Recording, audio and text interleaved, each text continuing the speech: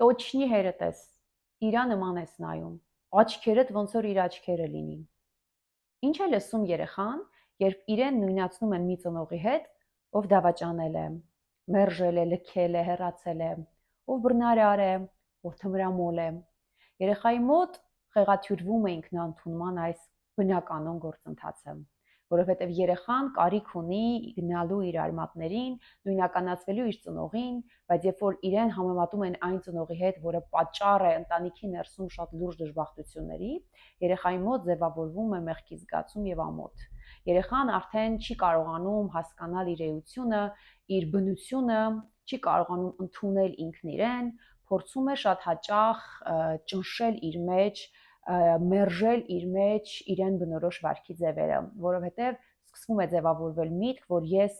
կարող եմ հորս նման բռնարար լինել, ցավեցնել, դավաճանել, երբեմն լինում են դեպքեր, որ անձը ընդհանրապես ամուսնական հարաբերություններ չի սկսում, որովհետև ներքուստ ունենում է վախ, որ ես էլ կարող եմ իմ հոր նման դավաճանել ու ցավեցնել,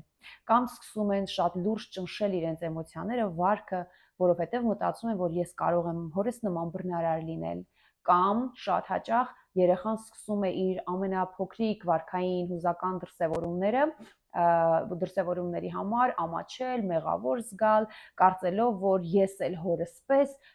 իմ ծնողի, իմ մամայի կամ քույրիկի կյանքում դժբախտության պատճառ եմ։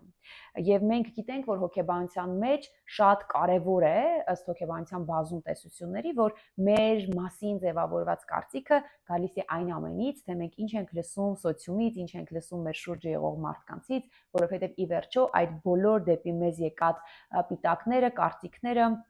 մեկնաբանությունները ձևավորում են մեր ես կերպարը, մեր ես կոնցեպցիան։ Ընկերներ, եկեք անլուրջ չվերաբերվենք այսպիսի արտահայտություններին։ Եկեք հմտորեն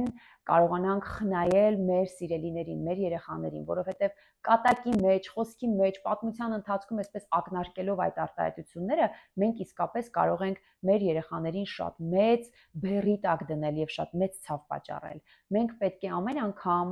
անգամ եթե տեսնում ենք շատ լուրջ նմանություններ, մենք պետք է ընդգծենք հետեւյալ միտքը, որ դու ունես քո ուժեղ կողմերը, որ դու տարբեր ես, որ դու ունես ընտրություն, դու ես ընտրում ինչպիսի անձ լինես, դու ես ընտրում քո մեջ եղած այս կամ այն բնավորությունը, անձնային գիծը, ինչպես դրսևորես, ինչպես դրա հետ վարվես, դու անհատականություն ես, դու կարող ես ունենալ քո պատմությունը, քո ճանապարհը, քո յուրահատուկ անձը։ Եկեք անխնա չցավեցնենք մեր երեխաներին, չխոցենք նրանց հոգեկանը, այլ հմտորեն ընտրենք այն բառերը, որոնցով մենք փոխհարաբերվում ենք մեր երեխաների հետ։